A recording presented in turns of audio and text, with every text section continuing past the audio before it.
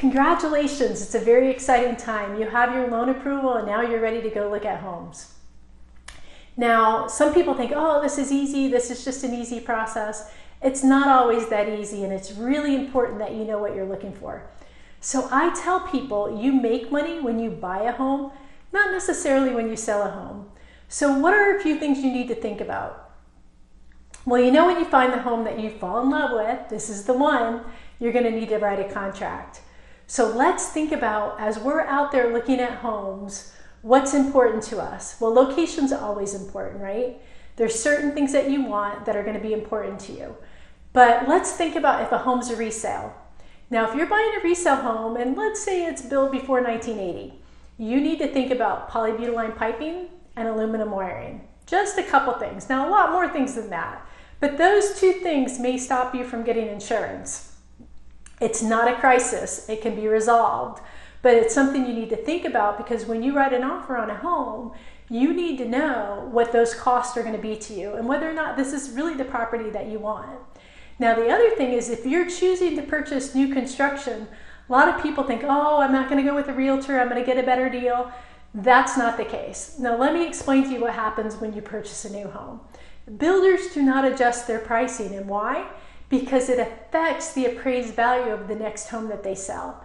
So they're going to pay the real estate agent, whether you use them or don't use them, the cost is not going to change, okay? It doesn't cost you any more to use an agent to make sure that you're protected and that somebody is looking out for your best interests.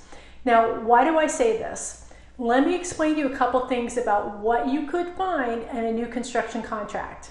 One, some of the contracts state that you cannot rely on any of their advertising or marketing materials. So if you're going into a brand new community, it's going to be very important that you add into your contract the amenity centers they say they're building. If you're supposed to have a pool, a gated community, volleyball, tennis, whatever those respective items are, you need to put it in your contract if the builder's contract says you cannot rely on their marketing materials. The other thing is you need to understand your homeowners association. How does that work? Is the budget correct? And I'm going to talk a little bit about homeowners and condominium associations and what does that mean. Because it's really important on the resale side. In your contract, you need to make sure that you stipulate the seller has to pay in full any monies due prior to closing, because you don't want to be responsible for that.